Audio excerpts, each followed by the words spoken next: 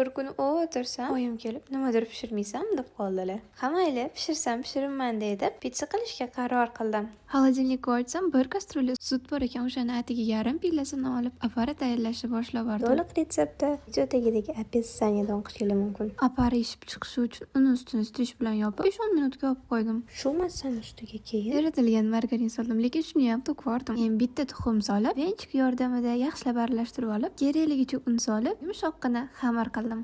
Xamir ozgina oshishi uchun uni boy ishlatgan strichim bilan yopib qo'ydim. Keyin bir chakkaga qo'yib qo'yib, xolodilnikda bor narsalarni olib, ustiga qo'yishga tayyorlab oldim. Pomidor bilan nimadir video olmoqchi edim, o'xshamay qoldi. Keyin hamma narsani to'g'rab olib, osh olgan xamirni listga yoyishni boshladim. Boshda listga qo'limda yoyib olib, keyin xuddi videodagi narsada yoyib oldim.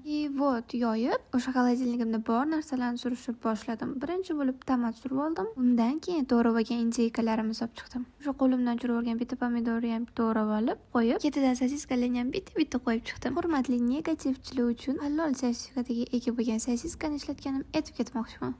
Oxirgi protsess ketchup bilan mayonez ustiga surib, 180 gradusda qizilgan duxovkaga 30 minutga yubordim. Xolodilnikdan ertalabki choy uchun olib kelingan sirni olib, jorkadan chiqarib, duxovkaga yana 2 minutga qo'yib oldim. Yumshoqqina domboqqina bo'lgan oyim kutgan pitsalari tayyor bo'ldi. Buni sirlarini cho'zilib chiqishini qaranglar. Kim sizga shunaqa pitsa pishirib berishni xohlasangiz, shu rilsni o'zingiz kimga jo'natib qo'yishni bilasiz. Yetgancha like, podpiska esingizdan chiqmasin. Savoli bo'lsa kommentariyada berishingiz mumkin.